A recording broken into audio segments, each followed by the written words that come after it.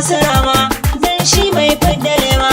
kaucin ka bare shanewa sarkin ya kana da kima ka tashi munafiki ma Alhaji Zubairu sarkin birnin Gwara a jinjina ma buga tambarin maza sarki Zubairu kai